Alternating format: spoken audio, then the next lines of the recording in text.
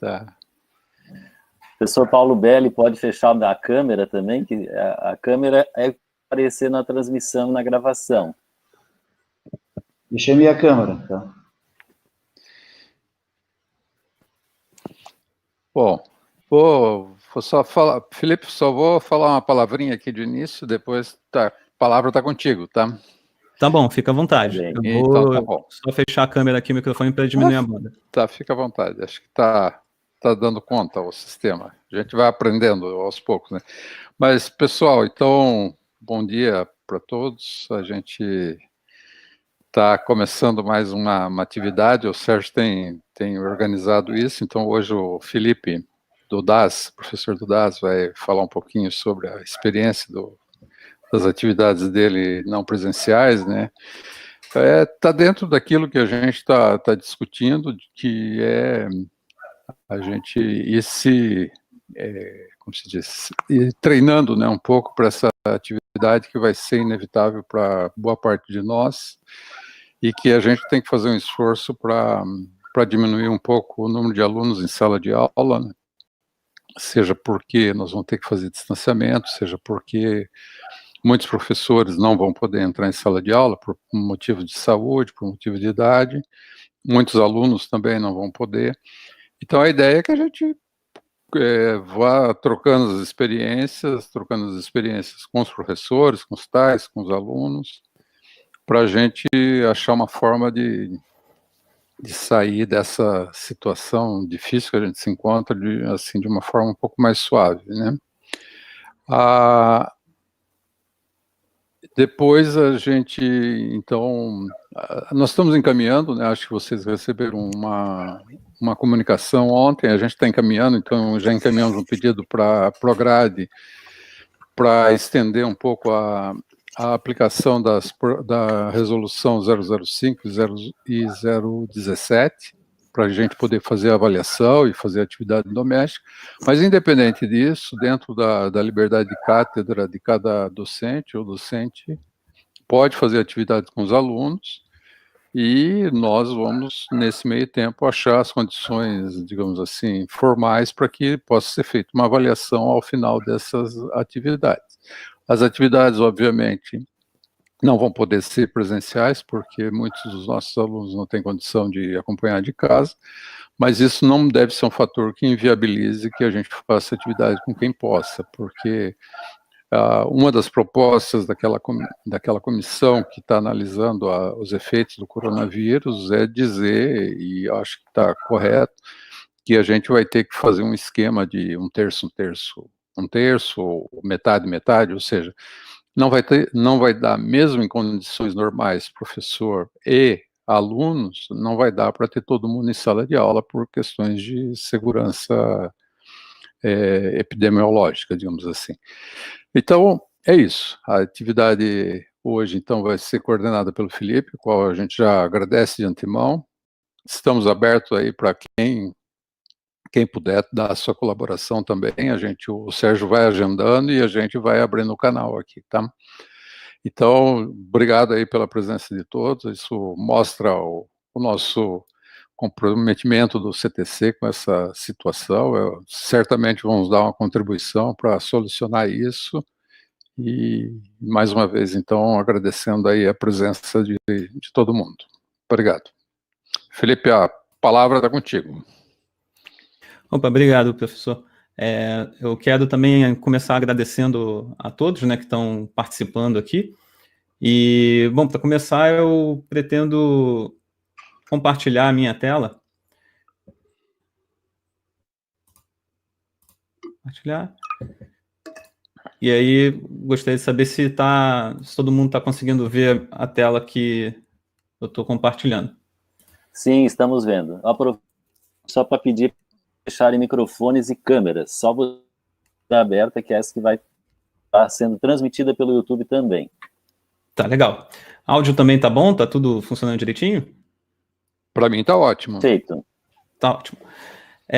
Bom, então a ideia da apresentação de hoje, né, da conversa de hoje, é apresentar alguns recursos que eu já venho utilizando em aulas da graduação e em projetos de extensão para propor aos alunos atividades e passar a eles materiais didáticos de maneira digital, né? E fazer também, claro, um acompanhamento do trabalho que eles desenvolvem, né?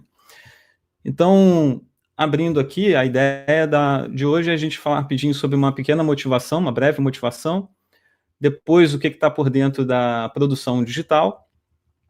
Aí eu vou abordar separadamente cada tipo de produção que eu venho vendo que é interessante. Então, a primeira sendo os podcasts, depois as videoaulas, e, por último, as considerações finais. Então, começando aqui na motivação, a gente tem tido um acesso crescente à internet, né, cada vez mais. Tem até uma pesquisa do IBGE que mostra que pelo menos a maioria dos brasileiros aqui na região sul tem acesso à internet. E claro que a gente sabe que isso não é a realidade de todos os alunos, nem que essa conexão também é confiável em boa parte das vezes, mas o fato de estar crescendo o acesso à internet é uma boa motivação para a gente também ir para alternativas digitais, né? A popularização de smartphones, né, que permite com que os alunos também possam acompanhar essas atividades de maneira também modular. A pandemia, né, de Covid-19, que está provocando um distanciamento físico, né, e não permitindo mais que aulas tradicionais, da forma como vinha se fazendo, sejam possíveis, né, para poder haver o controle da doença. E outras motivações são a escalabilidade, o fato de você, ao produzir um conteúdo digital e deixar disponível para os alunos, poder, à medida que você recebe feedback, melhorar esse conteúdo e deixar ele disponível, né, com uma qualidade cada vez melhor. E também a diversidade de recursos, né? É possível a gente usar diversas mídias e diversas atividades distintas que podem enriquecer o aprendizado do estudante. Ok, então, quais são os tipos de produção digital possíveis, né? Então, vamos falar um pouquinho rapidinho sobre produção digital, né? E o que está por trás disso daí. Então, primeiro a preparação e o público. Então, para preparar qualquer material digital, né, é interessante que a gente tenha um plano de ensino, que já é uma prerrogativa, né, que a UFSC pede, né, dos docentes.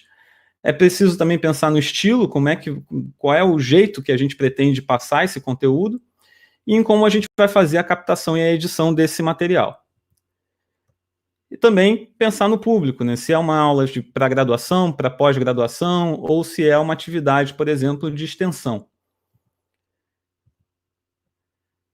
Para preparar o conteúdo, é preciso a gente fazer um roteiro, pensar às vezes em determinados convidados, o que é também uma característica interessante de atividades digitais, é você poder também contar com a presença de um colega docente ou de algum outro convidado que possa trazer uma informação relevante também para a turma, para os alunos, a frequência com que esse material vai ser feito, né, e como ele vai ser publicado. E a dinâmica dele, né, ou seja, o estilo dele, se vai ser um texto mais um vídeo, né, um áudio, um texto mais descontraído ou mais sério, dependendo de quem está assistindo, né? A objetividade dentro do vídeo, que é muito importante, principalmente material de vídeo, porque hoje em dia, né, ninguém tem muita paciência de ficar assistindo vídeos de 40, 50 minutos, então é importante que a gente também seja objetivo, ao mesmo tempo também cuidando do ritmo, né, porque por mais que a gente faça um vídeo, às vezes, de 10 minutos, também se for naquele monotom direto, assim, ninguém aguenta também, né. E, por último, a interação, né? Como que a gente pode fazer algum tipo de interação também com o aluno, tentando emular um pouco o ambiente de sala de aula real, né? Só que dentro agora do digital. Então, para falar dos tipos de mídia, eu quero começar primeiro com o texto, que é uma coisa que a gente, às vezes, esquece que a gente tem à nossa disposição, né? Então, quais são as principais vantagens, né? O legal, o que eu quero dizer também com texto? Por exemplo, material de apostila, e-book, enfim, conteúdo escrito que o professor ou docente produza e deixe disponível aos alunos. O interessante disso é que é um conteúdo pesquisável, então se o aluno abrir um PDF, por exemplo, e der um Ctrl+F, ele encontra a informação com muito mais facilidade. A gente não tem, a priori, nenhum limite de tamanho, até porque texto ocupa pouco espaço, né, em termos de arquivo. É interessante também para Search Engine Optimization, que é a ideia é que você consiga otimizar a forma como os rastreadores de conteúdo, né, os buscadores de conteúdo da internet encontram o seu conteúdo. Então, se você está publicando isso num site fora, por exemplo, do Moodle, né, num site pessoal, o fato de você colocar material em texto faz com que você seja melhor ranqueado no Google para as palavras-chave que você está usando. O que, pelo menos por enquanto, o Google ainda não está fazendo tanto com vídeo e com áudio. Como comentei, geralmente é bem leve o arquivo, né?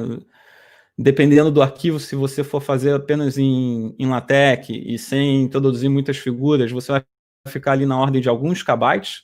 Então, para o aluno também baixar esse material, acessar esse material é muito tranquilo.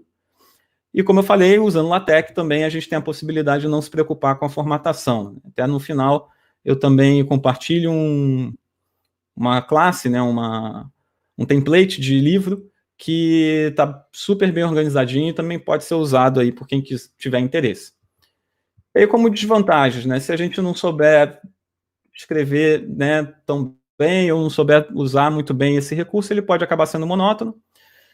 Demora para produzir, para você fazer um texto bem feito, né? Ele é demorado, mas pelo menos na minha experiência, é mais demorado até do que você preparar uma aula. A gente tem que tomar cuidado com o uso das imagens, né? Então, se você for fazer as suas próprias imagens, dependendo dos sistemas que você quer ilustrar, ou, enfim, do tipo de ilustração que você quer fazer, é necessário um certo trabalho aí de design, né? Que nem sempre a gente tem know-how para isso. E pegar simplesmente os arquivos direto da internet também é complicado, porque você pode acabar batendo aí em relação a direitos, né, a copyright e tudo mais. E os formatos, né? A gente tem a possibilidade de artigos, e aqui quando eu coloco artigo, eu estou pensando não só em artigo científico, de journal ou congresso, mas também artigos de sites mesmo, né? Que você pode chegar aí, ter o seu site em que você vai ali expressando a sua opinião, falando um pouco sobre a sua área, e com isso tornando esse conteúdo cada vez mais disponível. Outra possibilidade também são os livros.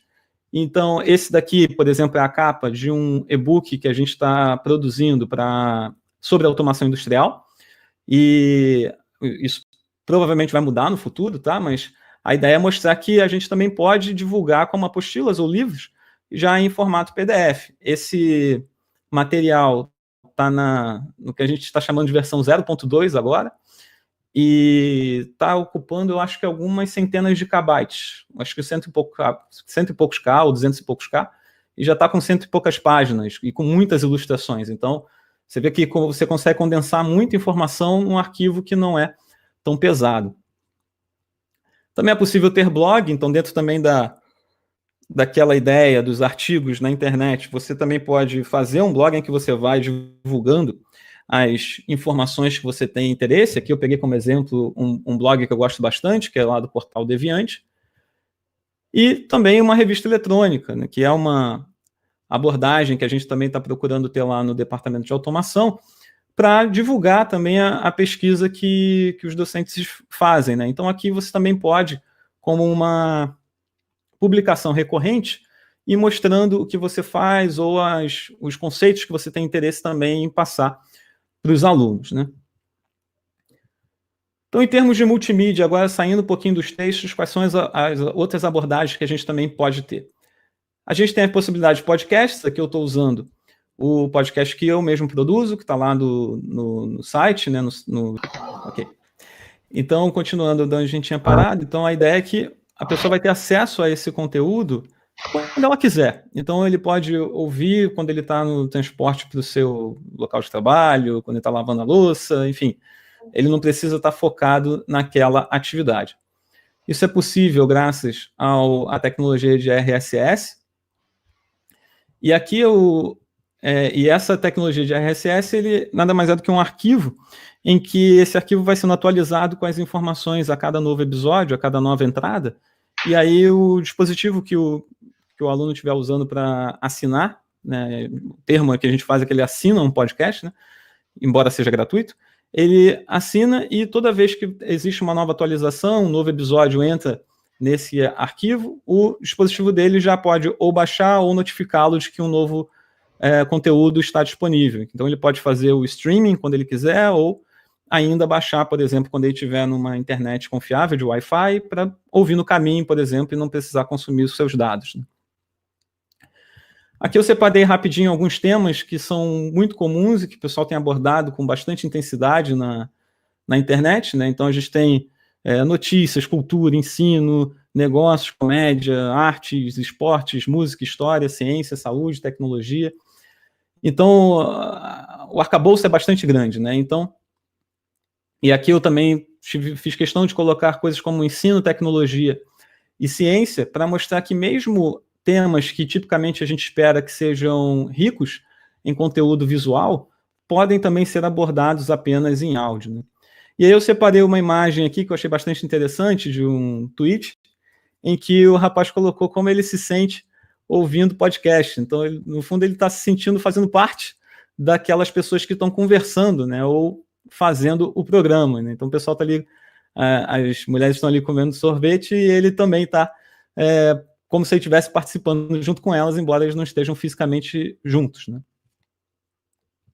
Então, alguns dados interessantes. Normalmente, a média de duração de um podcast vai lá de 45 minutos a 60. Embora a gente tenha podcasts aí famosos, né, e que tem um bom número de downloads na casa das 3 horas de duração, programas semanais, né?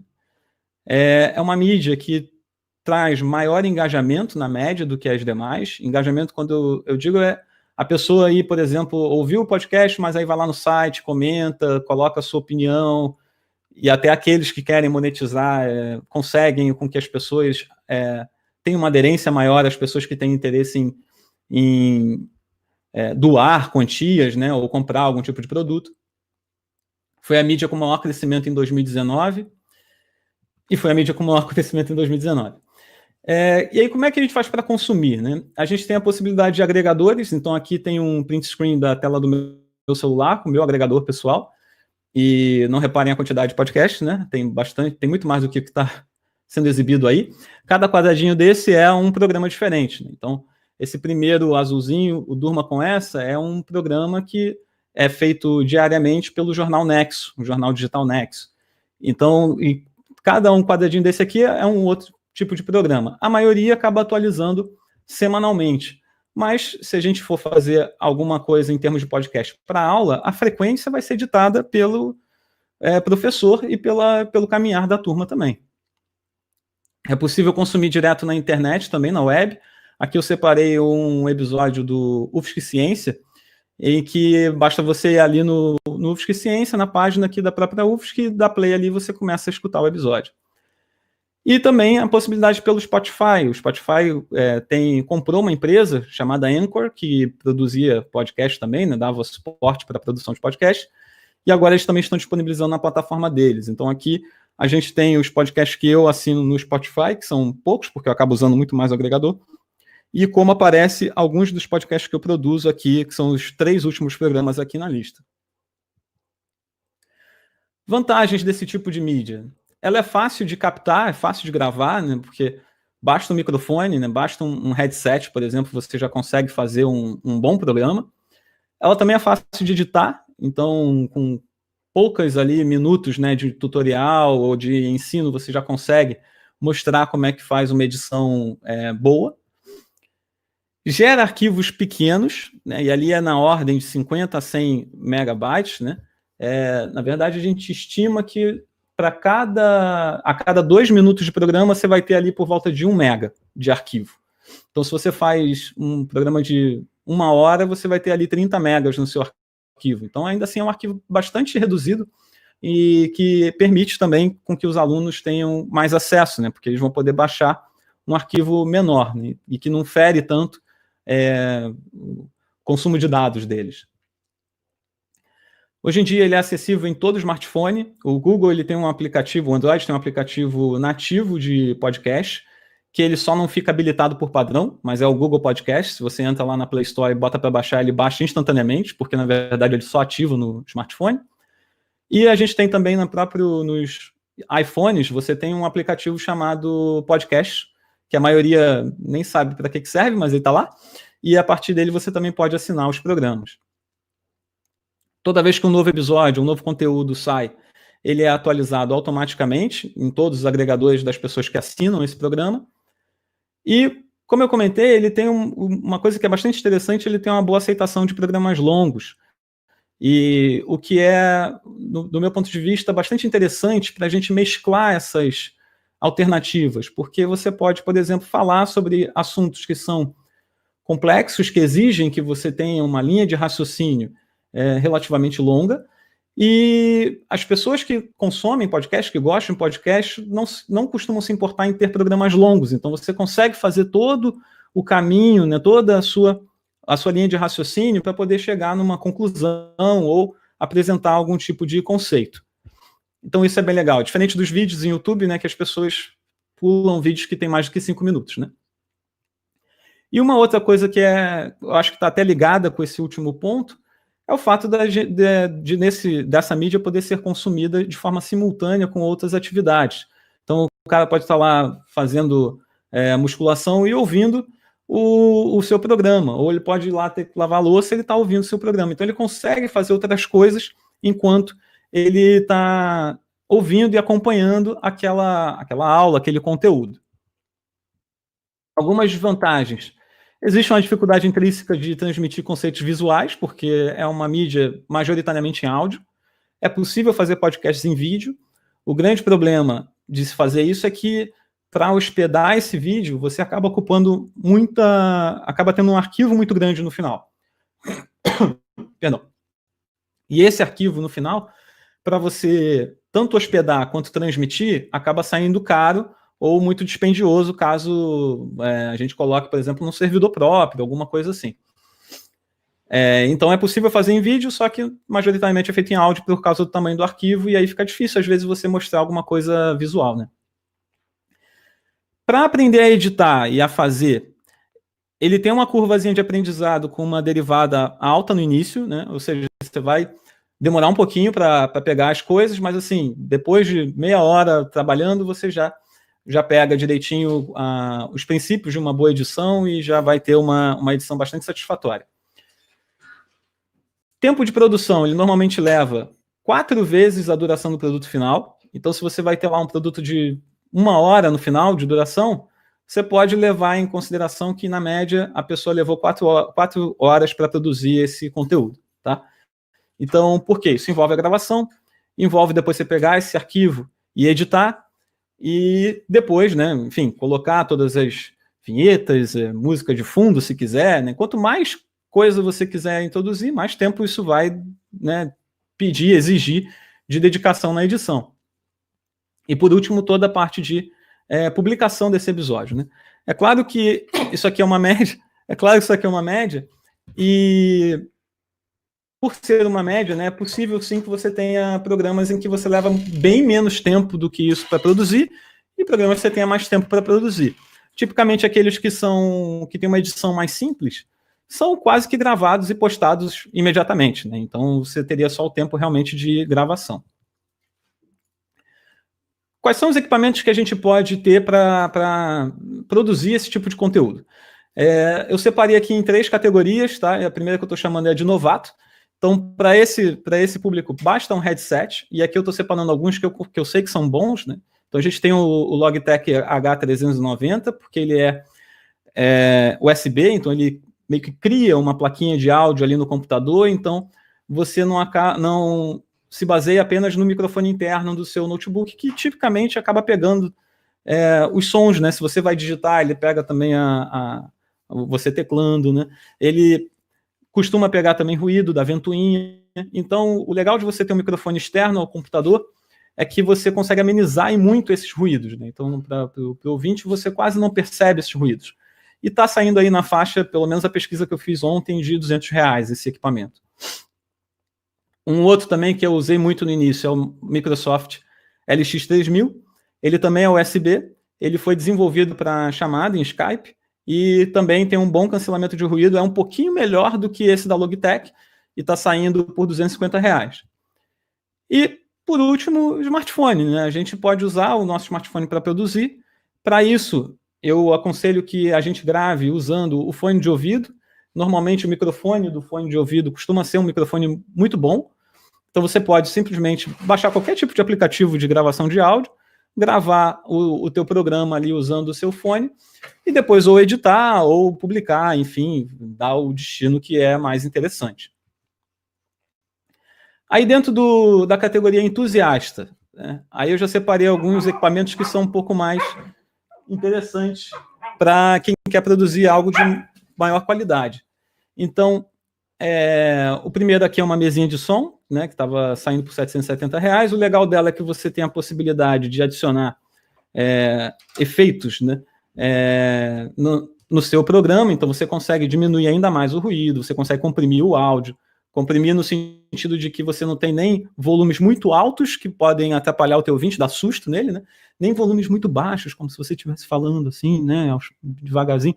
Quando você comprime, você faz com que o volume seja aumentado, aquele que estava baixo, e o que estava muito alto seja reduzido, de tal maneira que fique mais agradável, né?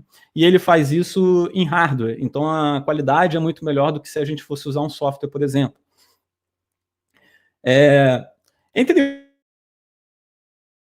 outras funções, né? E o legal de um mixer, né, que é esse equipamento aí de R$770, é que você consegue ter mais de uma fonte. E ele também é USB, então você também consegue conectar isso no computador e fazer a gravação do que está entrando nele pelo computador, né? E aqui eu separei alguns outros produtos que são interessantes. Então, um pedestal, né, de mesa para o microfone, um microfone e um bom fone para você se ouvir, né? Porque o ruim de microfones USB, como aqueles headsets que a gente mostrou no slide anterior, é que eles, embora eles criem uma plaquinha de áudio e consigam fazer e tenham uma boa captação, você não consegue monitorar o que você está falando. E isso é bastante importante quando está fazendo podcast, quando começa a se acostumar, né, a fazer isso, porque se você está falando e aí acontece um som na rua, passa um motoqueiro, um cachorro começa a latir, enfim, você consegue ouvir isso também pelo áudio, né? Ou seja, você sabe que o microfone captou esse som. Então, então se captou esse som, você pode repetir aquela parte que você acabou de falar, que você sabe que vai sair poluído, e isso te dá menos trabalho lá na edição e te dá um produto no final com uma qualidade superior, né? E o Robista, que é o último, né, kit que eu separei aqui, que eu acho interessante, que envolvem esses equipamentos e acaba sendo também um kit um pouquinho mais caro, né? Esse Zoom H6 é o gravador que eu estou utilizando hoje em dia, por isso que eu escrevi aquele meu setup ali. E o Zoom H6, ele é bastante caro, ele está bem mais caro agora por causa da alta do dólar. Quando eu comprei ele estava 2.000 e pouco. E o interessante dele é que ele é basicamente um mixer em miniatura. Então ele já vem com 2 microfones, né? Então você tem esse que está montado nele e o que está aqui embaixo, né? Esse que está montado nele e o que está logo aqui do lado. E o que está montado nele, ele é bidirecional, então ele pega estéreo. E esse daqui é muito próprio para entrevistas, né? Em que você vai usar o microfone e depois deixar o microfone com a pessoa que vai responder as perguntas. O legal dele, notem que você tem essa entrada aqui, né, como microfone principal dele, e aqui você tem 4 botões, né, de volume, 4 ajustes de volume, cada ajuste desse acompanha uma entrada para um novo microfone.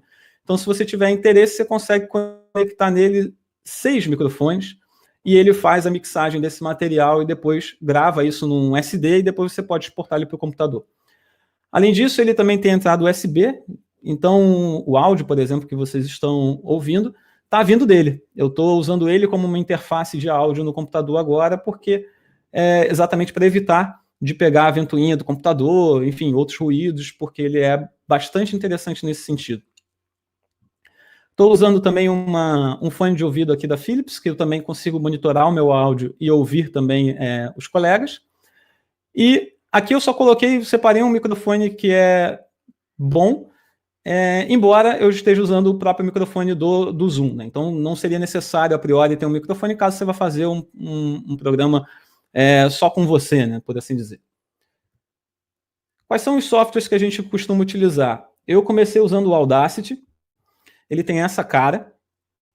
O Audacity é legal porque ele é completamente gratuito. Eles lançaram agora a versão deles para Mac. Então, quem tiver interesse também, tiver Mac, pode agora usar também o Audacity para fazer edição. E essa daqui é a interface dele. Não se assustem, ele é bem mais simples do que está aparentando aqui. As principais ferramentas dele estão aqui, e aqui você controla o áudio. É basicamente isso. Aqui você só monitora o volume, e aqui você consegue regular o volume do microfone e o volume do que está sendo exportado, né?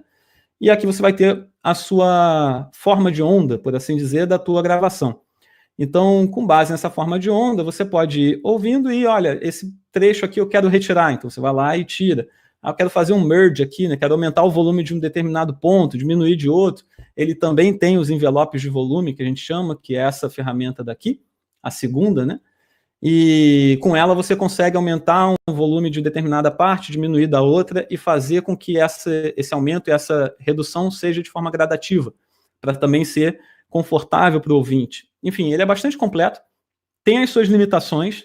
A maior delas, que na minha opinião é o fato de eu não conseguir editar enquanto eu ouço ao mesmo tempo, ou seja, eu vou fazer algum corte, alguma coisa, eu preciso parar, cortar e aí dar play novamente, né? Voltar, enfim, dar play novamente. Isso para mim acaba atrapalhando bastante o meu processo de edição, porque consome muito mais tempo. Uma alternativa ao Audacity, que é o que eu tenho usado atualmente, é o Reaper. E aí, o Reaper, ele tem essa cara eu já tirei ele, assim, dali do site, né, então, ele só não tem esse jeito, assim, de Star Wars, né, das letras de Star Wars, ele aparece de uma maneira mais agradável, mas é basicamente a mesma ideia do Audacity. Você tem várias pistas, cada pista aqui ele vai te dar aqui embaixo os níveis de volume, e você consegue também aplicar efeitos às pistas de áudio, de tal maneira que você consiga reduzir ruído, equalizar, comprimir o áudio em software e por aí vai. Ele te dá uma série de opções. E o mais legal é que ele permite a edição enquanto o arquivo está tocando. Ou seja, eu posso dar play e aí eu vou tirando, eu vou andando à frente do cursor, tirando os intervalos em que eu fiquei calado ou os intervalos em que eu sei que é tipicamente um ruído, que eu já, na hora de gravar, eu já sabia qual era o lugar. Eu vou tirando e aí, na medida que eu vou ouvindo, se eu ouvir alguma coisa estranha, eu volto e tiro aquilo que foi esquisito. Isso faz com que eu leve quase o mesmo tempo, né, que eu levei para gravar para poder editar, reduzindo ali aqueles 4 vezes para 2 vezes e meia o tamanho do programa, né, em termos de tempo gasto para produzir. Ele custa $60 atualmente, mas ele é gratuito para teste. E o teste dele, ele é assim, você pode usar enquanto você quiser. E, eventualmente, ele fala assim, olha, o software ele não é gratuito, tá? Ele é pago, considere comprar, mas aí ele te permite, tem um botãozinho que você pode continuar avaliando o software. E aí você pode continuar usando ele sem comprar. É interessante, aqueles que tiverem condição, né, para poder dar uma motivação aí para os produtores desse software, né? Ele é uma interface bastante interessante, muita gente usa para produzir música, inclusive, com ele. Beleza, produzi o meu programa, né, gravei, editei, e aí onde é que eu publico isso? Então a gente tem várias opções, né? Em termos de hospedagem, a gente tem a possibilidade de fazer no WordPress, e aí é possível fazer no site Sufisc. Para isso é necessário contatar a CETIC, para você montar um site no site Sufisc, né? E ter acesso também a outros plugins, né? Eu publico os meus podcasts no meu site, no Vida Estudantil, e lá eu tenho um plugin que gerencia os meus podcasts, que se chama Blueberry. Aí esse plugin, ele fica... Eu coloco um novo episódio, eu hospedo ele em outro lugar, para também não ferir muito a quantidade de banda do meu site. Só que, para o ouvinte, isso tudo é transparente. Então ele chega, para ele vai dar play e o áudio vai começar a tocar. E isso não atrapalha o meu site, porque o arquivo de áudio está hospedado em outro lugar. Então ele facilita um monte, né? Você entra ali só com as especificações e ele faz todo o feed, né, que foi aquilo que a gente conversou no início, o RSS, para você. Só que para você poder usar isso num site .ufsc.br, é necessário usar o serviço Sites Ufsc, e aí precisa entrar em contato com a CETIC, que é diferente do Páginas Ufsc. No Páginas Ufsc você vai ter ali aquele tema que é o tema padrão, e ele tem uma quantidade de plugins limitado aos plugins que a CETIC também disponibiliza. Pode ser também que seja interessante a gente conversar com eles para talvez disponibilizar também o Blueberry, né? A gente também tem a possibilidade de hospedar no próprio Moodle, assim como um arquivo qualquer, né? Você pode deixar um arquivo de áudio e os alunos podem acessar. Tem o próprio Blueberry, que além de desenvolver o plugin que é gratuito, eles também desenvolvem hospedagem, né? Então você pode colocar o seu arquivo no Blueberry. O Libsyn, que é o serviço que eu uso, então todos os meus episódios estão hospedados no Libsyn. Quando o aluno, o interessado dá play no episódio, o arquivo está sendo tocado pelo servidor do Libsyn, não pelo meu servidor onde está o meu site. Tem o serviço brasileiro que chama Megafono, e o próprio Anchor, que permite que você já grave e edite no próprio aplicativo, já suba direto para as principais plataformas e para o Spotify, tudo pelo celular. O único problema é que eu particularmente não gosto é que o fato dele ser completamente gratuito e colocando tudo assim direto me tira um pouco o controle da mídia, né?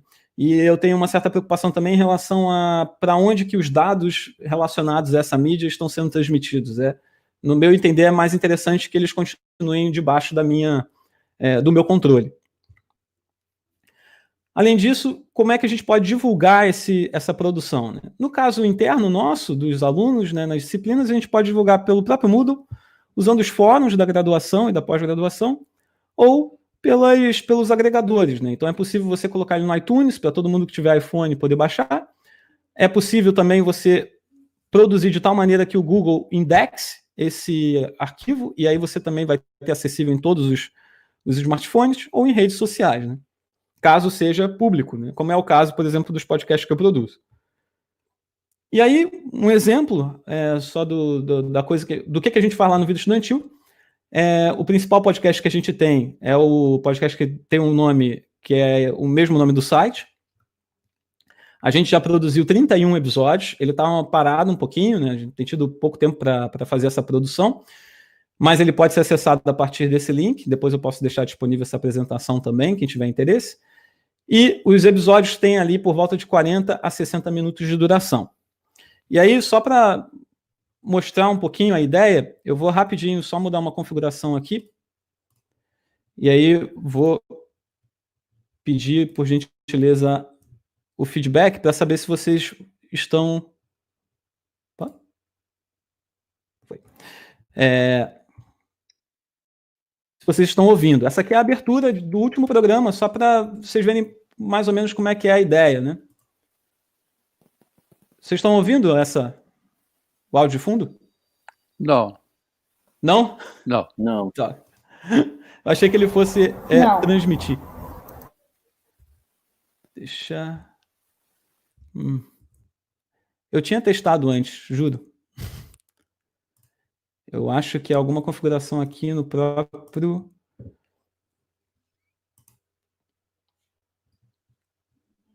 Deixa eu ver.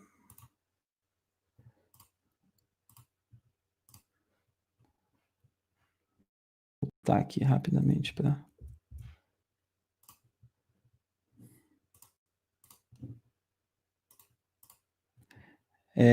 E agora? O podcast do Portal Vida Estudantil. Agora sim. Legal. Começa agora o Vida Estudantil, o podcast do Portal vidaestudantil.com.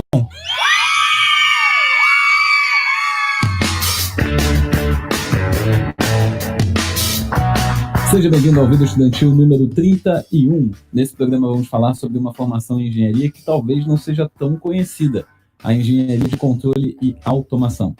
Para isso, conversamos com 3 professores do Departamento de Automação e Sistemas da Universidade Federal de Santa Catarina, a UFSC. Nosso objetivo é conhecer melhor essa engenharia, o mercado de trabalho, o curso e o futuro dessa área. Então essa é mais ou menos a ideia. Então observem que aí, né, que quem tiver o interesse de fazer um trabalho mais rebuscado pode fazer uma vinhetinha.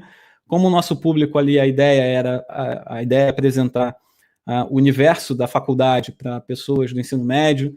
A gente já conversou também, já fez programas que a ideia era atingir os pais dos alunos. Então é para ser um programa um pouco mais descontraído, com um ritmo um pouco mais intenso, mais interessante, assim, mais solto, né?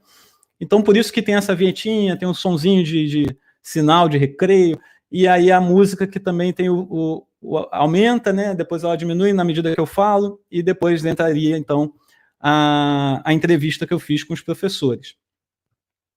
O outro programa que a gente produz é o que eu chamo de Café com LaTeX.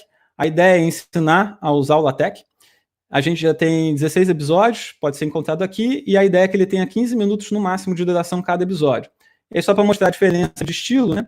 Como é a abertura do Café com LaTeX.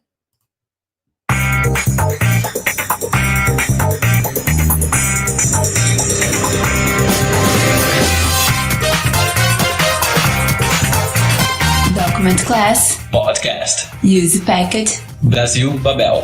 Author Felipe Cabral. Title Café com LaTeX.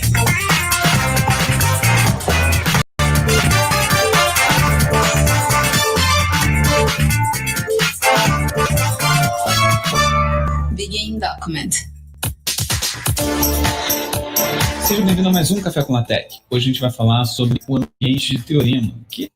Então, essa é a ideia. Então, a minha esposa participou comigo nessa abertura, né? Então, a gente vai simulando o que seria o início de um documento em LaTeX.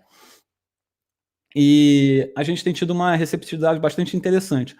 O que é interessante, inclusive, também em relação ao Café com LaTeX é que é um conteúdo que a gente imaginaria que seria muito mais interessante fazer, e é de fato, né? Com um vídeo, né? Com a pessoa podendo ver o que você está fazendo, quais são os comandos, né? Mas mesmo assim eu optei por fazer com áudio por conta de dar um trabalho menor para produzir. E por eu particularmente gostar de podcast. Né? E o legal é que o Café com LaTeX é o podcast mais procurado no nosso site, ele passa o vídeo estudantil, e a gente tem tido relatos, né, feedbacks bastante interessantes de pessoas que estão, enfim, usando, né, esse recurso para poder aprender a mexer com LaTeX e começar a colocar ele para funcionar. Só uma estatística, né? Eu verifiquei ontem, né, lá na plataforma, e a gente atingiu ontem o total de 20.013 downloads, somando, né, os 31 episódios do vídeo estudantil com os 16 do Café com LaTeX. Então, você vê que, né, para um podcast que é só áudio, né, e que eu faço ali quase que na garagem de casa, ele tem tido um acesso bastante interessante, né? E, além dos podcasts, a gente também tem a possibilidade de fazer videoaulas. Então, eu separei aqui algumas possibilidades, né?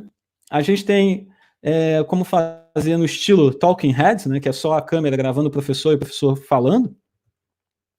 É possível fazer por slides, então você produz os seus slides e aí você mostra os seus slides, ou grava os seus slides passando na medida que você vai apresentando conteúdo e falando sobre o conteúdo.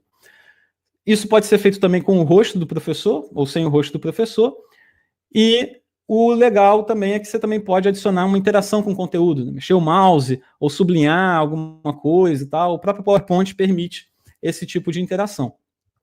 Além disso, a gente tem a lousa digital, né? Por isso que eu escolhi essa figurinha aí do lado direito, mais para representar essa possibilidade.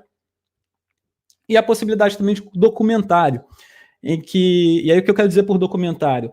É a ideia de você fazer uma produção um pouco mais rebuscada, né? Não ser uma aula conteudista em que você só passa as informações e pronto, né? Claro, tem toda a questão da didática, enfim, mas a parte do documentário, a ideia é ser algo um pouco mais rebuscado, em que você vai filmar algum ambiente, vai entrevistar alguma pessoa, ou pegar um vídeo dessa pessoa, fazer algum experimento, e aí filma aquele experimento e tal, você faz os seus comentários, e depois você une isso tudo num arquivo único, com uma boa edição, para poder transmitir para o aluno. Algo parecido, talvez, até com na época que a gente tinha de telecurso, né? Telecurso 2000.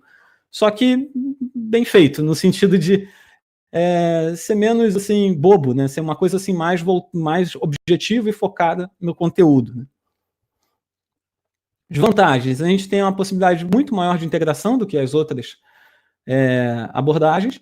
A edição abre novas perspectivas, como eu falei, a possibilidade de fazer documentários, né? Enfim. É muito mais simples transmitir conceitos visuais. Podem ser baixados para acesso offline, tá? Então, os alunos podem simplesmente baixar o arquivo enquanto eles têm o Wi-Fi para depois assistir. Então, não precisa estar conectado à internet enquanto se assiste o conteúdo, né? O material ele pode ser mais concentrado e curto, né? Então, a minha experiência, por exemplo, é que eu tenho conseguido fazer vídeos de até 15 minutos, mais ou menos, que é 10 a 15 minutos, com conteúdo de uma aula inteira, né? É claro, ali você não vai ter eu tiro as minhas respirações, eu tiro as minhas divagações, fica realmente só o conteúdo. Porque eu pretendo ter a interação com os alunos num outro momento, né? É possível escalar, então você pode disponibilizar esse conteúdo para os seus alunos ou para o mundo, né? E tem a possibilidade de melhoria contínua, porque, fiz um vídeo, ou fiz um pacote de vídeos aqui que está servindo como auxílio para a minha disciplina. E aí eu estou passando para os alunos e recebo um feedback crítico, né, negativo, de um desses vídeos. Tudo bem, eu posso sentar e refazer o vídeo, ou fazer só aquele pedacinho que não ficou legal, e aí melhorando esse conteúdo, né? Ou ainda adicionando conteúdo. E é possível reaproveitar esse material a cada semestre, né? Como desvantagens, os arquivos são maiores, os meus têm ficado ali para cada 10, 15 minutinhos de conteúdo, 200 mega, não é muito, né? A última, acho que ocupou até 80 mega, foi bem mais abaixo do que isso, a última aula, mas já começa a ser um pouco mais relevante, né? Se for fazer um vídeo gravado mesmo, com a pessoa atuando, ou filmando um experimento, alguma coisa assim, com uma edição mais rebuscada, esses arquivos, né, o tamanho desse arquivo tende a atingir a casa lá dos gigabytes. E aí começa a se tornar um pouco inviável para o aluno baixar esse conteúdo, né, embora seja ainda possível que ele faça o streaming disso, né, se ele botar se a gente colocar isso numa plataforma, como o YouTube, enfim. O tempo de produção para vídeo, ele costuma ser por volta de 8 vezes a duração do produto final. Então lá para podcast era por volta de 4 vezes, para vídeo é 8, porque você também tem que editar a parte da imagem, né, não só o áudio. Mas, mais uma vez, isso aqui é uma média, e que está considerando todo tipo de produção de vídeo.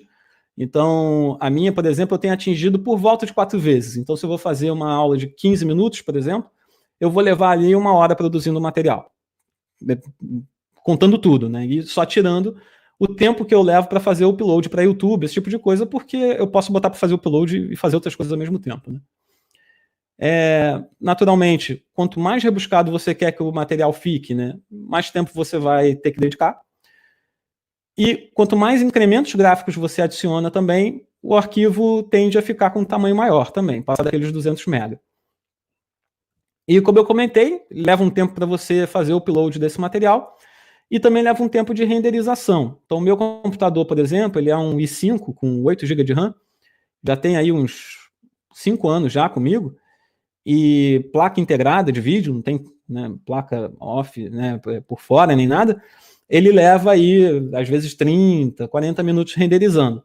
Dá para você fazer outras coisas no computador enquanto isso, mas ele consome bastante do processador, né? Então, algumas coisas, só que coisas que puxam um pouco, né? Por exemplo, escrever um artigo, alguma coisa assim. Mais do que isso, o computador já começa a sofrer um pouquinho. E aí os equipamentos, assim como eu falei lá nos podcasts, os equipamentos sugeridos, né? Para simplesmente você se gravar, né, falando, ou gravar os slides junto com a sua imagem ali falando, eu separei algumas coisas que eu acho que alguns equipamentos são interessantes. Então tem a webcam da Logitech, que a C920S. Essa webcam filma em Full HD, o que já é uma qualidade bastante interessante para a aula, tá? Também um headset, peguei um daqueles que eu já tinha comentado antes, para você poder ter uma boa qualidade de áudio. E para aqueles que quiserem algo mais profissional e que atrapalha pouco assim, a visualização do rosto, tem a possibilidade também de usar microfone de lapela. E aí eu peguei esse que eu particularmente não tenho nenhum microfone de lapela, embora tenha interesse em adquirir um no futuro. Eu vi os comentários ali na Amazon e o pessoal tem gostado bastante desse daí, não é um preço tão proibitivo. Só tome cuidado o seguinte, né? Em áudio, a gente, por ser só áudio, né? O podcast por ser só áudio, a sua preocupação está limitada ao áudio. No vídeo, como você tem que dividir a sua atenção para o áudio e para a imagem, primeiro, muitas pessoas às vezes acabam deixando de lado o áudio, e aí você tem um vídeo que está super legal, só que você não consegue ouvir direito porque a pessoa está falando, perde-se o interesse do mesmo jeito, não fica um material legal. E um outro ponto é que, para fazer um bom material com esses equipamentos daqui, principalmente com essa câmera, com uma webcam, é necessário que você também invista em um kit de iluminação. É necessário que você tenha uma boa iluminação, talvez, e pode ser caseira, não precisa ser nada muito, né? Mas você pode ter uma luminária que tem uma luz focada ou rebatida no seu rosto para que você apareça de uma maneira mais agradável na câmera também, né? Não pareça aquele morto-vivo, né? Porque a iluminação é toda meia boca e tal, enfim, né? Para a lousa digital, que é o tipo de aula que eu tenho feito com os alunos. Aí separei aqui as opções da empresa que eu confio, né? Existem outras opções de mesa digital de outras empresas. Essas aqui são da Wacom.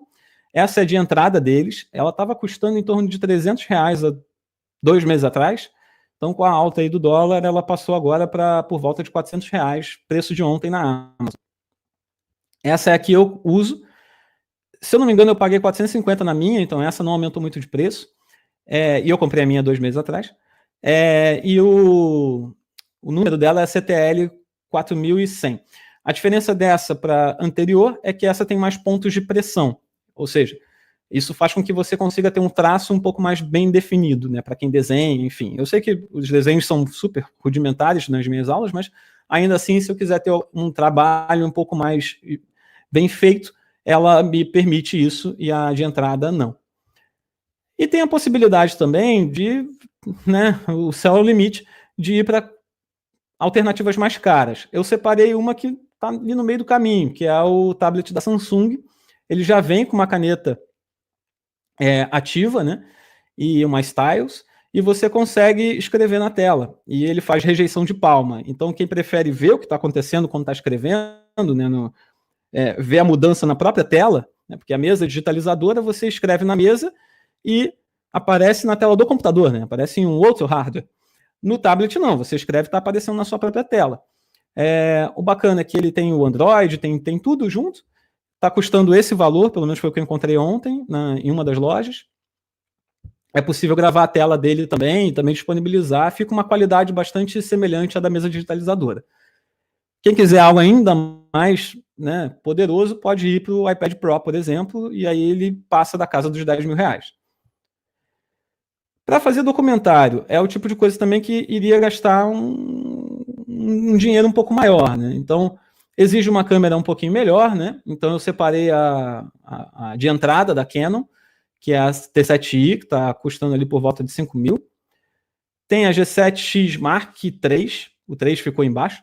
Essa câmera está saindo por volta de 4.800, e o legal dela é que ela é menorzinha do que a anterior, né? E tanto a T7i quanto a G7X, elas têm o rebatimento de visor, então você consegue ver o que você está filmando, o que é bastante interessante para você manter o enquadramento. E, mais uma vez, também eu acho interessante você ter também pelo menos um microfonezinho de lapela, para que o áudio que você esteja emitindo seja captado pelo microfone que está próximo de você, e não pela câmera que pode estar a uma certa distância, né? Softwares para edição desse tipo de material. Para a lousa digital, para escrever, eu uso o OneNote, tá? Que é um aplicativo que tem para todas as plataformas, e quem usa o Windows já vem disponível nele. Essa é mais ou menos a cara dele no final. Então, esse daqui é um exemplo, né, de compartilhamento de recursos, né, que é um exemplo clássico na automação, e a ideia foi modelar, então, esse compartilhamento de recursos usando rede de Petri. Então, você tem a possibilidade de escrever pelo teclado, daí aquela escrita ali, exemplo, jantar de filósofo, você pode escrever mesmo pelo teclado, caso você veja que está perdendo muito tempo escrevendo à mão. Aí é possível fazer o desenho, escrever as coisas à mão, e aqui do lado a gente tem também o modelo em rede de Petri, que é representativo desse sistema daqui, né? E aí o bacana é que, bom, como os talheres, né, os hashis, eles estão em laranja, são hashis que estão entre os dois pratos de yakisoba. Como os hashis são em laranja, a parte que está relacionada aos hashis também está em laranja. A parte que está relacionada ao filósofo da esquerda está em verde, ou seja, da mesma cor do filósofo. O da direita está em azul, da mesma cor do filósofo. Então, isso traz para a gente uma oportunidade bastante interessante de você engajar os alunos enquanto você está apresentando o conteúdo, porque você consegue ter esse tipo de flexibilidade. Tá? E aí a ideia é simplesmente gravar a tela enquanto eu estou fazendo esse processo. Tá? Mais um pouquinho à frente eu vou apresentar como eu faço, né, a produção que eu tenho mantido para os alunos. Eu uso para gravar a tela o Xbox Game Bar, que acho que a partir de uma das versões do Windows 10, ele já vem também no próprio Windows. Para acessar, é só apertar a tecla de Windows, né, a tecla do Start, mais G. E aí a ideia, ele foi desenvolvido para gravar gameplay, né, para gravar jogo, mas você pode gravar, na verdade, qualquer aplicativo. E aí eu tenho usado ele para gravar a tela ali do OneNote. É possível usar o OBS Studio também para gravar a tela. Aqui está um esquemático dele, né? Acho que já foi abordado no nosso último encontro. E aqui é só para mostrar que você tem a possibilidade de gravar a sua tela e do seu rosto, né, sendo transmitido pela webcam. Tá? Então é bastante interessante. O ruim de fazer esse tipo de coisa é que, por exemplo, eu já reparei que o meu computador ele sofre um pouquinho. Se eu tiver que gravar a webcam junto com a minha tela. Então, dependendo da máquina, pode haver aí uma certa limitação de uso. E para edição, eu uso o Movie Studio. Ele é um software que não é caro, ele está a R$100, né, no site oficial, e essa é a carinha dele, né? Então você tem a possibilidade de adicionar as mídias que você quer, você consegue ver do lado direito superior ali qual é o frame, né, como está sendo a sua aula, e embaixo você tem as trilhas, e aí cada trilha dessa tem uma informação. A primeira tem só uma faixinha branca para não ficar preto ali embaixo, porque eu gosto de tirar a caixa de ferramentas do OneNote, né? Aí vem a parte de vídeo em si, que é essa azul petróleo, e por último esse roxinho é o áudio, de que eu já editei de antemão. E aí aqui vem um exemplo, e é um exemplo bem curtinho, tá? Só sobre a última aula que a gente fez e transmitiu para os alunos. E que é aquela atividade que vai durar um estado. Depois a gente vê como essa informação dentro vamos considerar um exemplo. Um exemplo é o sistema de uma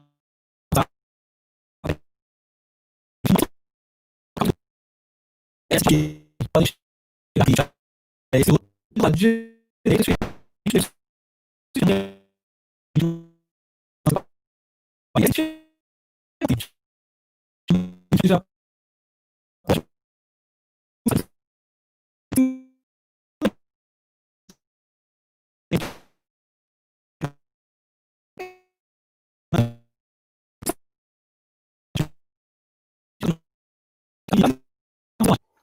Então essa é a ideia do exemplo. Oi, desculpa. Aqui pra gente saiu bem cortado o som. Ah, é? Bem travado mesmo. Tá. Mas ele tá no YouTube, a ideia é só realmente mostrar como fica o resultado final, né? E mostrar que, como vocês puderam, eu espero que vocês possam ter observado, a escrita, né? Tem horas que ela vai mais devagar, tem horas que ela vai mais rápida, então a ideia é fazer com que o vídeo ele fique sincronizado com o áudio. Então, na medida que eu estou explicando, né, o sistema, então tem o servidor, tem a salinha, então dá tempo de ir escrevendo mais devagar. Aí, na medida, olha, aqui entra mais um cliente na fila, entra mais um, e assim sucessivamente. Então, não precisa ir escrevendo devagarzinho cada cliente entrando. Então, eu procurei colocar toda essa parte de adicionar mais 2 bonequinhos ali, as reticências, dentro do assim sucessivamente, para dar essa ideia também de continuidade. Então, é legal que, à medida que você está falando, as coisas vão acontecendo na tela e isso costuma prender mais a atenção do aluno. Assim que está estruturado o canal, né, eu tenho colocado esses vídeos no YouTube, e aí o canal é o Vídeo Estudantil Cursos, assim que está estruturado. Eu estou produzindo o Automação Industrial, Rede de PET, é uma playlist. Esse daqui, Automação Industrial, Teoria e Prática, é de um colega da UFRJ, que topou o desafio, a brincadeira, né, de fazer as aulas online, e aí ele também dá aula de automação, só que lá eles começam, é invertido, né, a forma como a gente dá na UFSC, então aí a gente achou interessante usar o mesmo canal e tal, então quem tem interesse em começar por autômatos, né, começa assistindo a aula dele, quem tem interesse em começar em rede de PET assiste a minha. Assim é que fica a organização da playlist. Então, se alguém clicar lá na lista de reprodução, ele tem acesso a todos os vídeos aqui em ordem. E a gente tem feito o nome dos vídeos de acordo com o curso. Então, O curso de redes de Petri, ele é RDP, número da aula, e depois o título. O curso de automação industrial, ele é Alt-Ind, número do vídeo e o título. É possível você organizar isso também usando um software mesmo para site que vai estruturar o teu curso. Então aqui eu peguei um exemplo, né? Então você pode construir o curso usando PHP ao invés de Python. Estrutura de controle. Cada um desses aqui é uma atividade que o aluno precisa fazer. Para ele passar para a próxima, ele tem que concluir a anterior. Então, essa é a ferramenta que eu estou usando no site, que a gente construiu um site do Vida Estudantil Cursos, em que eu ainda estou trabalhando nele. E o endereço, quem quiser também, é cursos.vidaestudantil.com. E a ideia é colocar isso lá. E ainda estou trabalhando nessa parte daqui, mas a ideia é que o cara clique, ele abre aqui todas as possibilidades para ele fazer o curso, e aqui você pode adicionar novas lições, né, ou seja, novas aulas, ou o que ele chama de quiz, né, ou seja, testes. Então você pode adicionar um teste, estipular quanto de a taxa de acerto o aluno tem que ter para poder passar. Esse teste pode ser tanto múltipla escolha quanto dissertativo, ou ele enviar um material, enfim, ele é bem flexível. E lembra bastante o Moodle, né? Só que, como eu já trabalhava com WordPress, preferi usar um plugin que já tinha essa compatibilidade. E a gente tem também o Moodle. Eu tenho colocado as aulas lá no Moodle, não tenho feito ainda uma edição legal, do jeito que eu gostaria, né? Então a apresentação ainda está assim meio que jogado, tá?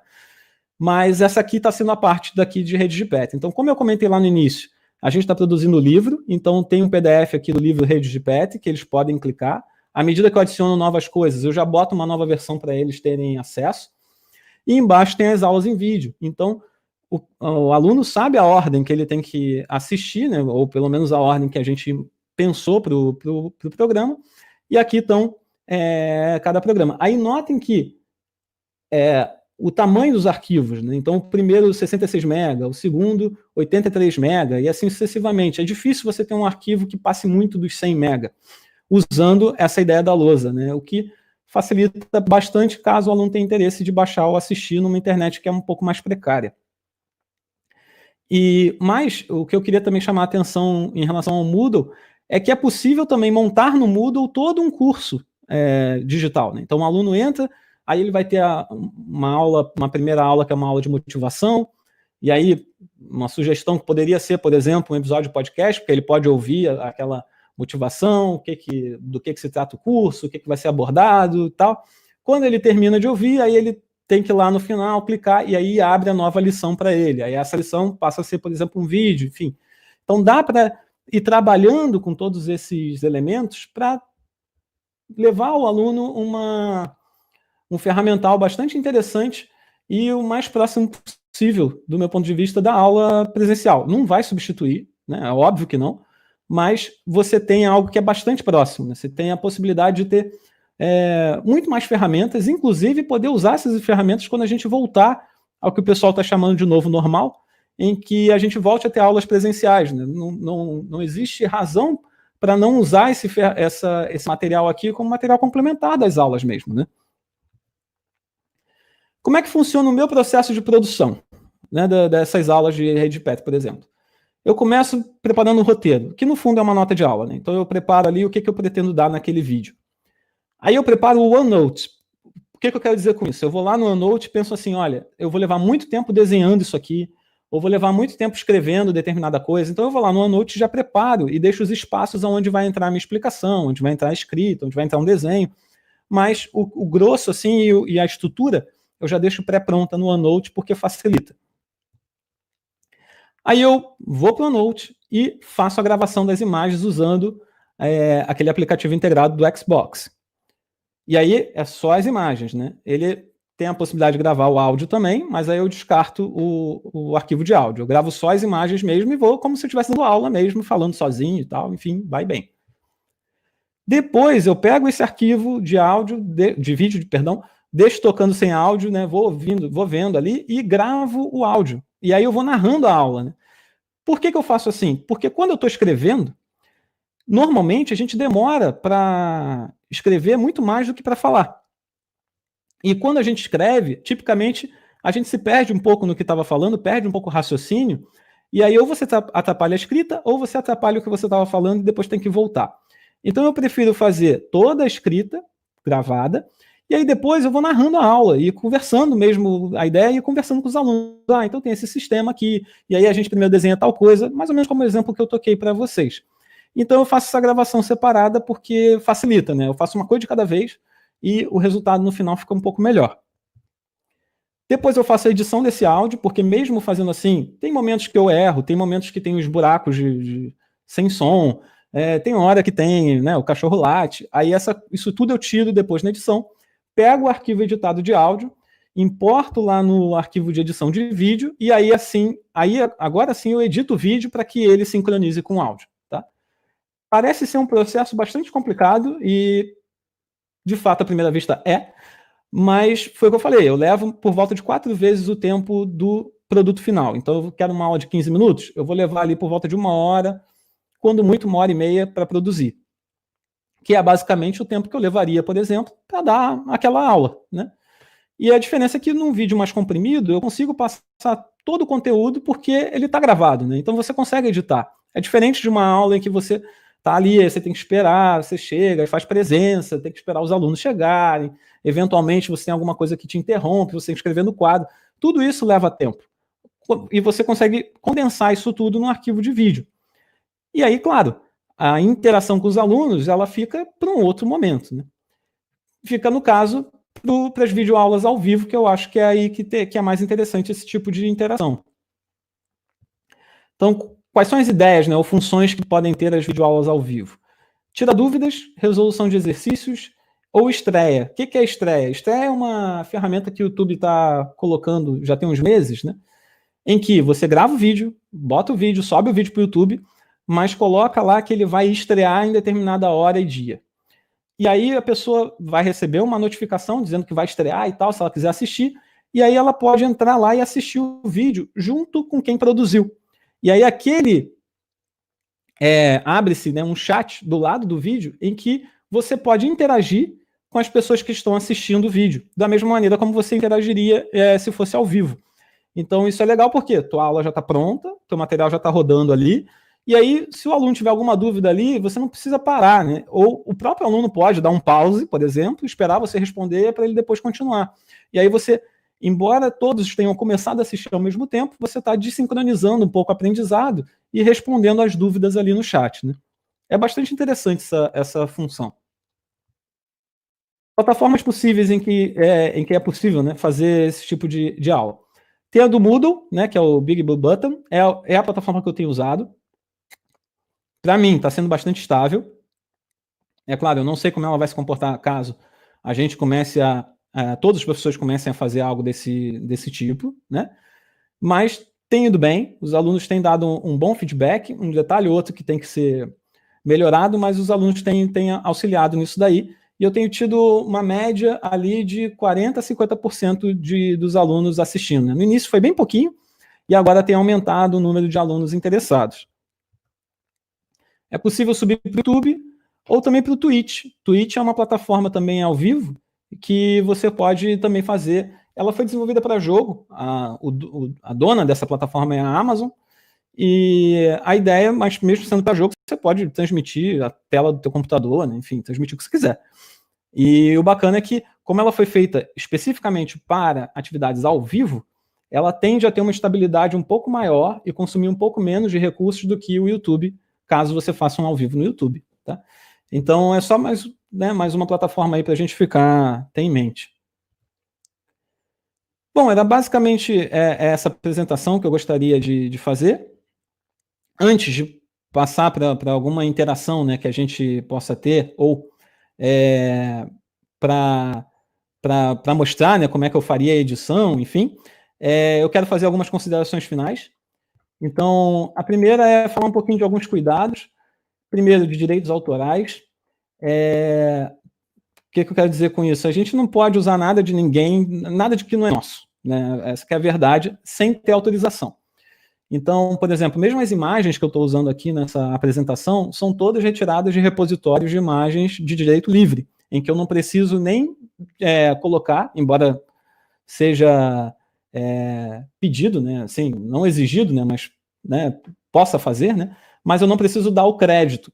Então, eu peguei a imagem, coloquei a imagem aqui, mas não preciso creditar a imagem ou pagar pela imagem. Uma outra alternativa é tirar uma foto, né? Eu mesmo produzir as imagens e tal, que normalmente leva um trabalho maior, né? E exige aí habilidades de design que eu não tenho. Mas é preciso tomar cuidado com essa questão dos direitos autorais. E quando eu usei imagem como exemplo, mas isso deve ser pensado também para música. Então, aquelas musiquinhas ali, por exemplo, que vocês ouviram nos podcasts, elas são também de direito livre. Então, existem sites também, repositórios, que você pode baixar essas músicas e aí você dá o crédito ali no post ou onde você estiver usando esse material. Então, é bom tomar esse tipo de cuidado, principalmente porque a gente tende a produzir material, né, com o logo da UFSC. Né? Então, é uma questão de responsabilidade mesmo. Né? Tomar cuidado com o compartilhamento de informações sensíveis, né? Porque, enfim, fazer, por exemplo, uma chamada com os alunos numa live no YouTube não é muito razoável, porque você vai expor o nome completo de todos os alunos, né? Então, é preciso tomar esse tipo de cuidado. Né? E estruturação do conteúdo de acordo com as mídias escolhidas. Né? Como eu comentei, é muito difícil você passar um conteúdo, embora alguns podcasters tenham conseguido fazer com bastante maestria, mas é difícil você passar um conteúdo muito visual numa mídia de podcast que é só áudio, né? E ao mesmo tempo também é difícil você dar uma aula de 50 minutos, 1 hora, 2 horas em vídeo, mesmo que ao vivo, embora ao vivo as pessoas ainda fiquem mais tempo, mas num vídeo gravado é inviável.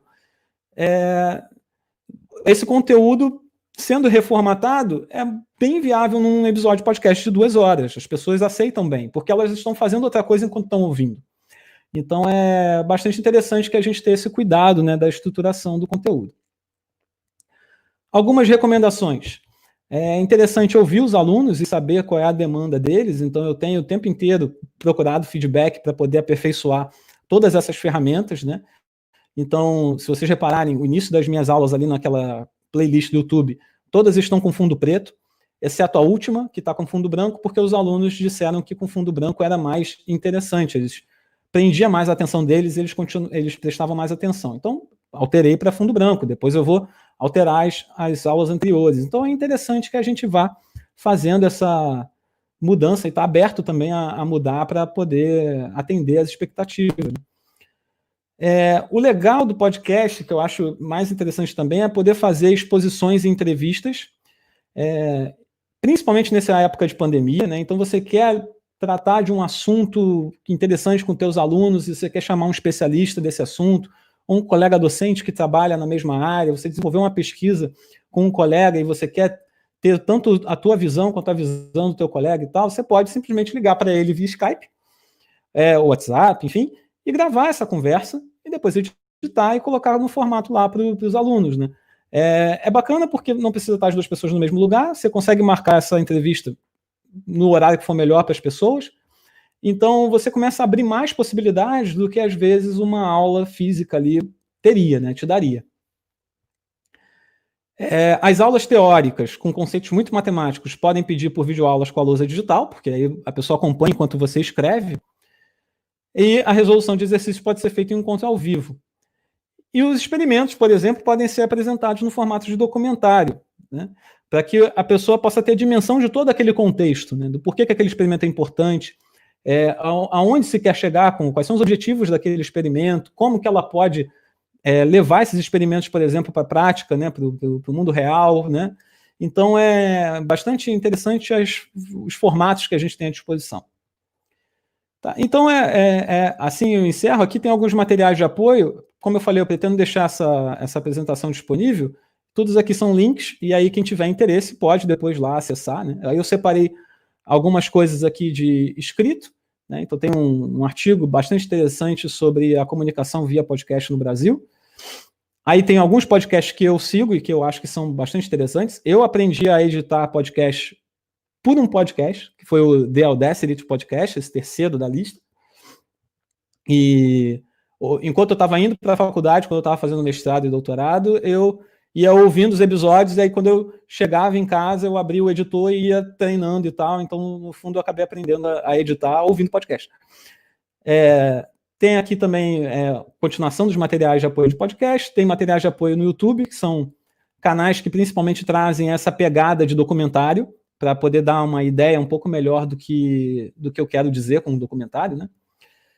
E aqui uma miscelânea, né, que são algumas palestras muito interessantes. Tem o próprio site do Khan Academy, que deve ser conhecido por todos, né, se não todos pela maioria, e da onde eu me inspirei também para fazer as aulas nesse formato. Tem o segundo, que é o professor como reflexo do que é como pessoa, que é de um professor que deu aula de física para mim no ensino médio, na aplicação do FRJ, e ele faz um trabalho fantástico lá e que é muito facilmente transponível para alunos de graduação de engenharia. E é muito legal. Então, assim, eu aconselho mesmo que vejam, né? Como é uma TED Talk, tem lá os seus 15 minutinhos, né? Não vai tomar tanto tempo. E a última palestra do Super Mario Effect, que é do Mark Rober, que é um engenheiro que trabalhou para a NASA, em que como é que ele mostra que se a gente gamificar, né, transformar em algo parecido com um jogo as aulas, a tendência é que os alunos aproveitem mais e se interessem mais pelo conteúdo que a gente está apresentando, né? Bom, é isso. No final aqui também tem minhas informações de contato, e eu não vou deixar tão óbvias assim, já que a gente está transmitindo lá no YouTube, né? Então foi rapidinho. Mas, como eu falei, eu vou deixar isso aí disponível lá no meu site da própria UFSC, né, que é o fgcabral.prof.ufsc.br. Tá? Então, é isso. Eu quero abrir de novo aí o microfone para quem tiver interesse em participar, professor Sérgio, professor Edson, e fico à disposição para a gente bater um papo aí nesse finalzinho de apresentação. Então, tá bom, Felipe. Obrigado aí pela apresentação. Imagino que o pessoal tem questões. Está aberto aí. Professor Edson de Pieri, eu fiquei aqui sem palavras, né? Queria cumprimentar o Felipe aí por tantas informações. Espero que cada um de nós aí se sinta motivado, inspirado a estudar, praticar. Não é uma coisa fácil para a maioria de nós. Eu, por exemplo, professor Felipe, sou da velha guarda da UFSC, então tenho dificuldades, né? São muitos assuntos novos, muitos desafios bacanas. E você mostrou, e já tinha indicado na proposta dessa apresentação, que poderia se aprofundar em algum dos temas específicos, né? Colocando-se à disposição para ajudar a gente aí a produzir algum material específico entrando em detalhes. Então, eu anotei algumas coisas, só alguns pontos aqui, e então a gente vai fazer uma pequena súmula, mas colocando o link para essa tua apresentação. Tá ótimo. Essa transmissão, ela foi feita pelo YouTube, imagino que vai ficar lá disponível, mas o ideal seria que, se você pudesse fazer uma apresentação gravada para a gente colocar só o trecho útil realmente, né? Porque a transmissão ela começou às 9h30, porque eu tinha receio de ela não entrar no ar, então tem muitos que não estão necessários, né? E, enfim, a palavra está aberta, gente. Eu estou aqui impressionado. E eu espero que não desmotive outros professores de começarem a fazer isso, né? Achar que seja muito difícil. Antes de liberar a palavra, obrigado, professor Sérgio, enfim, né, pelo apoio, né, e pela motivação, né, pelos adjetivos, né? E eu quero só confirmar que, de fato, eu estou aberto também para apoiar qualquer iniciativa que vá nesse sentido também, né? Então, assim, a ideia de hoje foi mostrar todas as possibilidades, né? E dentro de todas essas possibilidades, com as quais principalmente eu trabalho, pode ser interessante também, se alguém tiver interesse, mas como é que eu faço para editar um podcast e botar no ar desde o início? A gente pode, então, se tiver interesse, marca, e aí eu faço isso mostrando a minha tela.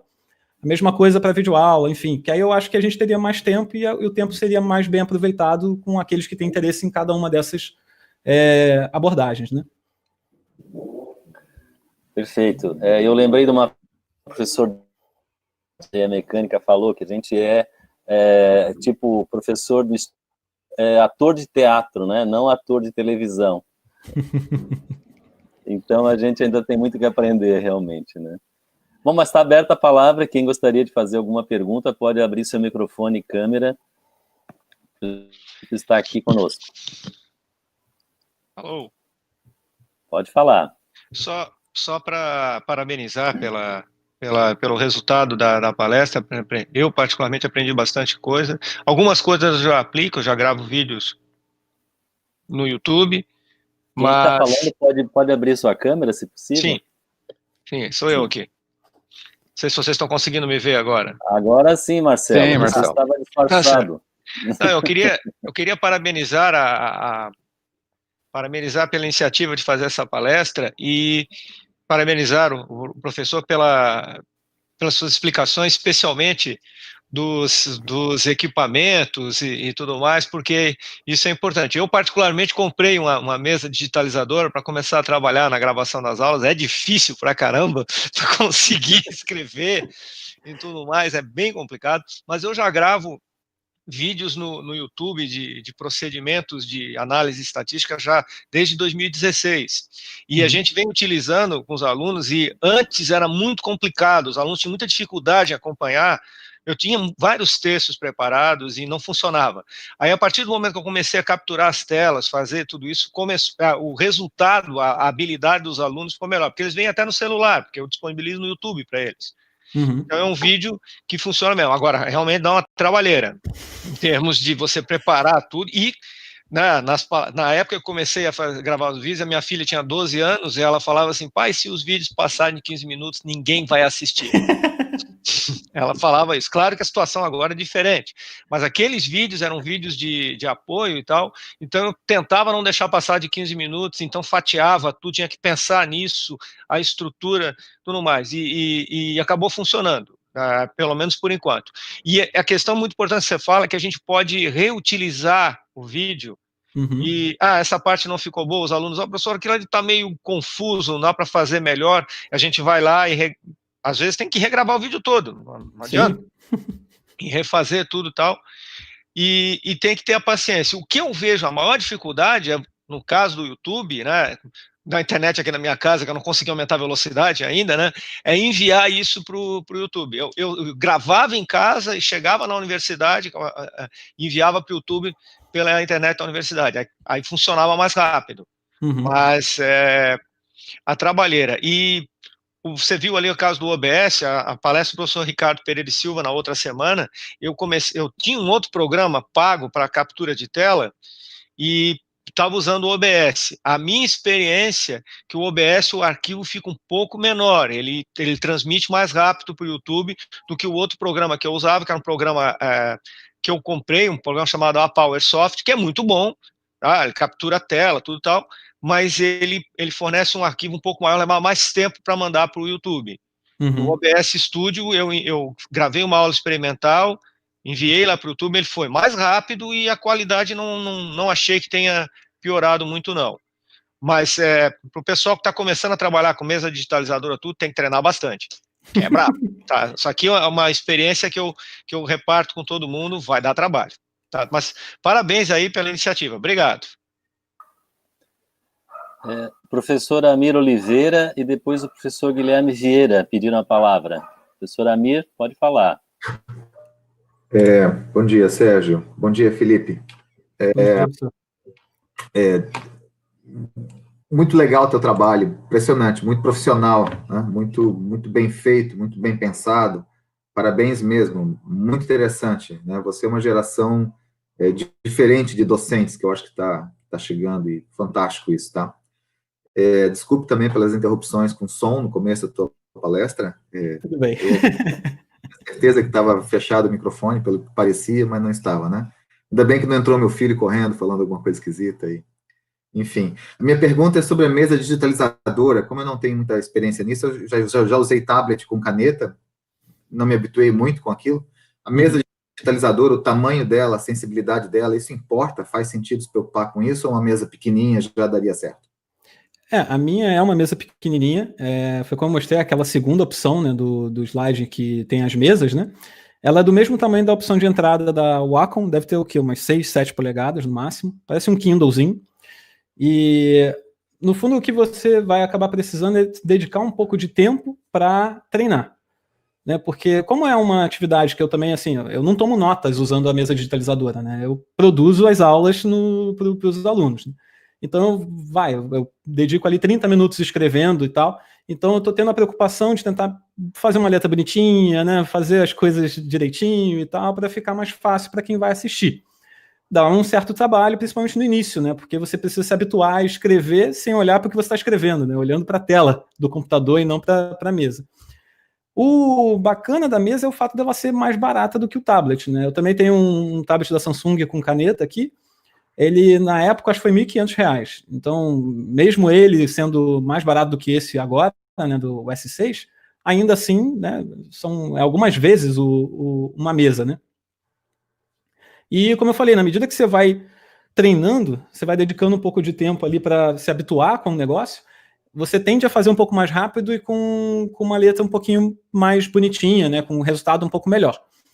E uma outra alternativa, né, que por isso até que eu trouxe também a parte do canal no YouTube, é que o meu colega lá do FRJ, que foi meu orientador de graduação, mestrado, doutorado, a aula que ele dá, ele já prepara tudo meio que offline, e depois ele grava a tela passando o conteúdo, né, e só marcando, por exemplo, de caneta vermelha por cima daquilo que ele está falando. Então, isso também é uma alternativa, né? Você vê que está demorando muito para escrever e tal, então faz tudo meio que offline e depois grava só, por exemplo, apontando uma seta, fazendo alguma coisa, e daqui a gente vai para o outro autômato, sei lá, aí você levanta a tela, né? Enfim, tem uma série de possibilidades que dá para ser usadas, né? E em relação à acessibilidade, eu não tenho experiência com outras mesas, né? Até porque eu comprei essa para testar. Então eu não tinha testado nenhuma antes. Mas eu tenho gostado. Se for necessário, dá para, inclusive, ter uma questão de pressão, né? Você ter o reconhecimento da pressão e conseguir fazer traços mais grossos, traços mais finos e tal. Para quem é designer, né? Faz desenho e tal, é bem legal. Mas para mim, pelo menos até agora, eu não precisei usar, né? Então tem sido uma experiência bacana. Tem a dificuldade do início, mas tem sido uma experiência legal. Ok. Obrigado, Felipe. Valeu. Valeu. Professor Guilherme Vieira.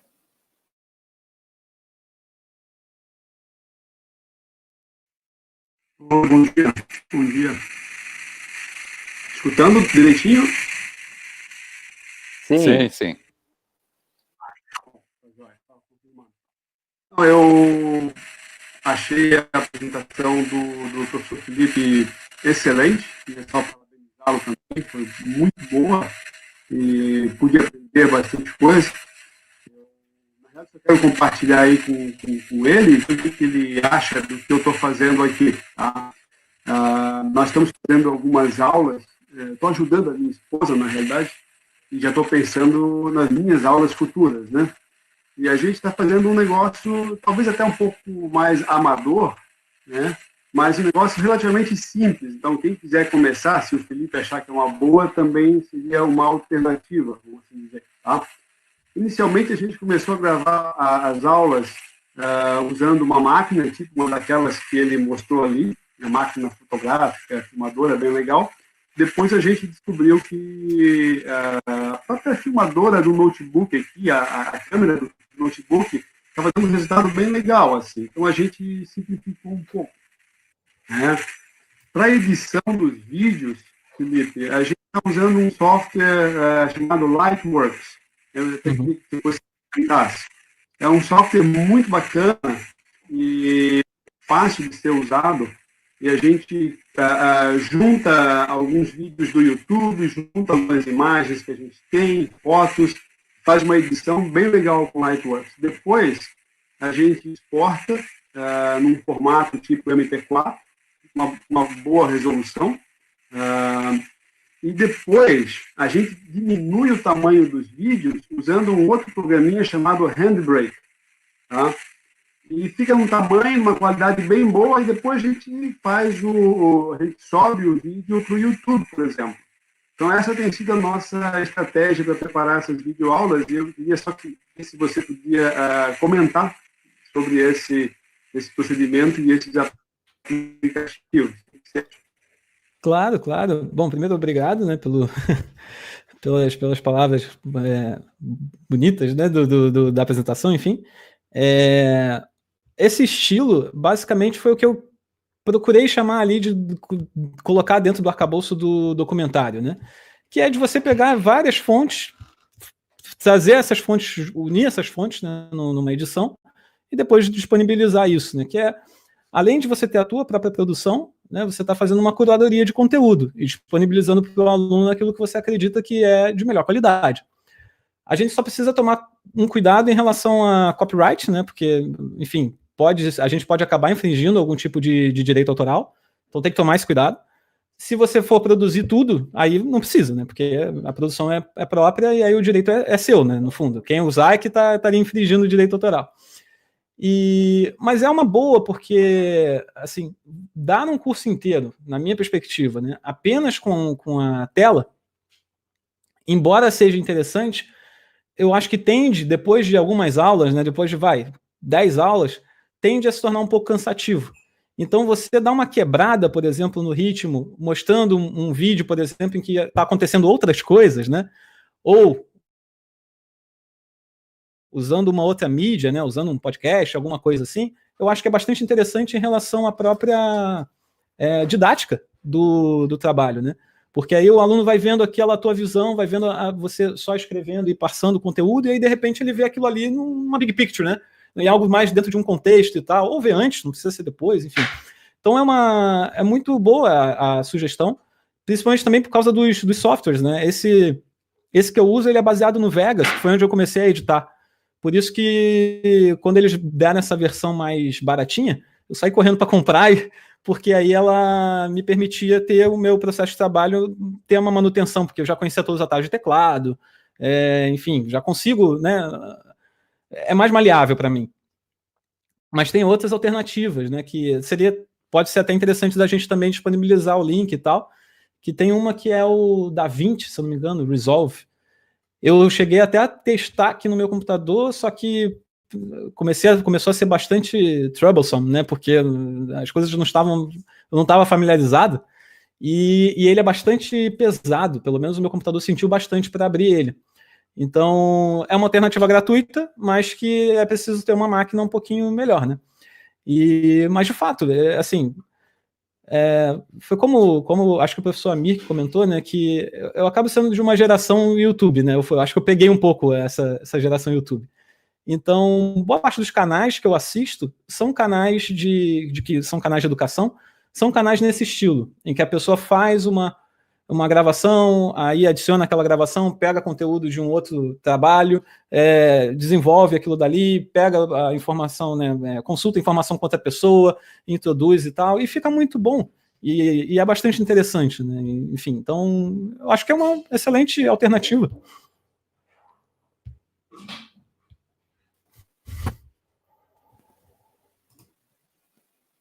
Não temos novas inscrições aqui para perguntas, então eu gostaria de fazer um comentário final e passar a palavra para o professor Edson De Pieri para a gente encerrar essa sessão, essa transmissão. Uma coisa que eu percebi, hoje, desde que a gente transmitiu ao vivo pelo YouTube, eu fiz isso, né? Então, eu senti realmente a dificuldade com a internet. Eu travei a internet aqui de casa, a minha esposa estava dando aula, não conseguiu, mas espero que a transmissão tenha acontecido. E eu penso que, então, a gente precise ter acesso a uma internet cabeada, alguma coisa da UFSC nesse sentido, né, quando fizer esse tipo de coisa. O próprio professor Marcelo citou isso, né, que precisa da internet mais poderosa para poder usar certas coisas, e temos recebido muita demanda de diversos professores e técnicos da UFSC para que possam acessar suas salas de aula. E a gente tem autorizado, mas aí eu queria sugerir, professor De Pieri, se possível, a gente possa liberar o acesso para todos que precisarem acessar as suas salas, de modo individual, de modo isolado, claro, dentro do protocolo da UFSC, porque é uma necessidade que cada vez cresce mais. Né? Eu mesmo, numa próxima transmissão, não tenho condição de fazer aqui de casa, e a minha internet é 120 megabytes, mas são 3 pessoas usando, todos em videoconferência, realmente limita muito, né? Professor Felipe, muito obrigado, tá? Nós vamos fazer uma súmula, vou mandar para ti, e aí a gente acrescenta os links da tua página, da apresentação, e se possível, com se você fazer uma gravação sobre essa apresentação, seria ótimo. Essa Tá bom, vai ficar pode deixar. disponível, né? Tá bom. Essa vai ficar disponível no canal do YouTube, mas ela é muito longa, né? Nós estamos aí com mais de 2 horas de gravação, né? De transmissão. Professor, você está aí na sala, pode fazer Tô sim. Eu acho que eu tô sem câmera, mas tudo bem. Bom, Felipe, obrigado aí, eu gostei bastante também da tua apresentação, eu já anotei um monte de coisa aqui. Uma questão, tu acha que, por exemplo, com o iPad, tu não tem necessidade da lousa digital? Não teria. Se for aquele iPad que tem compatibilidade com aquela Apple Pencil, você pode usar a caneta da própria Apple, aí você tem a rejeição de palma, e aí você pode gravar a tela do iPad. Entendi. E usando um software adequado para fazer a anotação. Né? E aí a qualidade é bem similar, vai ficar quase igual, né? Os primeiros vídeos, inclusive, que eu fiz, se alguém tiver interesse, for dar uma olhada lá no canal do YouTube, ele tem uma barrinha azul em cima, com o nome da aula e algumas ferramentas. Aquela barrinha é do software que eu usava no tablet da Samsung. Entendi. Sumiu aquilo ali quando eu passei direto pro Windows com a mesa digitalizadora. Tá legal, tá bom. Não, mas é isso. Então, eu estava testando aqui, não sei qual é a qualidade, porque eu não interrompi a gravação. Eu testei o Loom para ver como é que fica a gravação, porque o Loom tu instala como uma extensão do Chrome. Vou ver, depois eu digo se funcionou bem ou não, mas para testar, porque nós estamos com esse problema de gravação. O problema da gravação é que quando dá problema a gente só descobre depois, que não tem mais jeito de arrumar, né? Então, mas é isso, pessoal. Então, bom, obrigado a todo mundo aí, a sala estava cheia, obrigado aí, Felipe, e nós estamos aí recebendo, o Sérgio pode fazer isso, né? A gente está recebendo sugestão aí de voluntários para as próximas trocas de experiência. Então, é isso aí. Obrigado, viu, Felipe? Um abração para todo mundo. Tchau. Obrigado, professor Edson. Tem um gato passeando aí na tua sala. E a sugestão do Sérgio, a gente vai autorizar o uso. A única coisa que a gente vai pedir é para que não tenha concentração e grupo de conversa nas salas, aí nos corredores, mas a gente vai autorizar, porque a gente sabe que para preparar esse material de casa está cada vez mais difícil, né? É isso. Muito bem, pessoal. Tá aí. Um abraço, então. Até o próximo encontro.